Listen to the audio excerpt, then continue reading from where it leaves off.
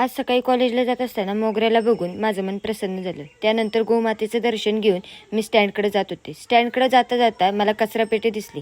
कचरापेटीत बघायला गेलं तर एकही कागदाचा तुकडा नव्हता. ती फक्त शोकेससाठीच होती. हे जे मंदिर आहे ते आमच्या गावातलं आहे आणि प्राचीन काळातील मंदिर आहे. त्याला महादेवाचं मंदिर म्हणतात. त्यानंतर इष्टीतून खाली उतरले तर सूर्य चांगला दिसत होता म्हणून सूर्याचा निष्ठीचा एक व्हिडिओ काढला. त्यानंतर कॉलेजमध्ये गेले. कॉलेजमध्ये जाऊन लेक्चर तर काही झाले नाहीत म्हणून एक मस्तपैकी रील्स बनवली. शेण काढायला आज जात असताना गुढीपाडव्याची तयारी करताना बापू दिसले. मग त्यांचा एक छोटासा व्हिडिओ काढला. त्यानंतर अवॉर्ड घेतल्यासारखं गमेला शेणाचा हातात घेऊन म्हातारीपाशी गेले. म्हातारीला जरा चिडली आणि नंतर गळाटा उचलला. नंतर रॉयल एंट्री गोट्यात केली आणि बघितलं तर शेणाचा पार राडाच करून ठेवला होता. जसं काही कुंभाराने शेणच कालवले. म्हशी तर माझ्याकडे रागानेच बघत होते, जणू काही मी त्यांच्यावर लय मोठा अत्याचार केलाय. नंतर सुपल्यांचं शस्त्र हातात घेऊन मी एक एक पौ उचलायला सुरुवात केली.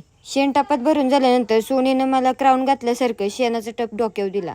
त्यानंतर लोटण्याचं शस्त्र हातात घेऊन एकेकीला मारत मस्तपैकी गोटा लुटून घेतला. शेण काढून बाहेर गेल्यावरती आमचे 2 कलाकार आमच्या जमिनीवर अत्याचार करत होते. ते बघून मला लय वाईट वाटलं. त्यानंतर बैलांकडे बघितलं तर ती काळाला गावल्यागत नुसतीच खात होती.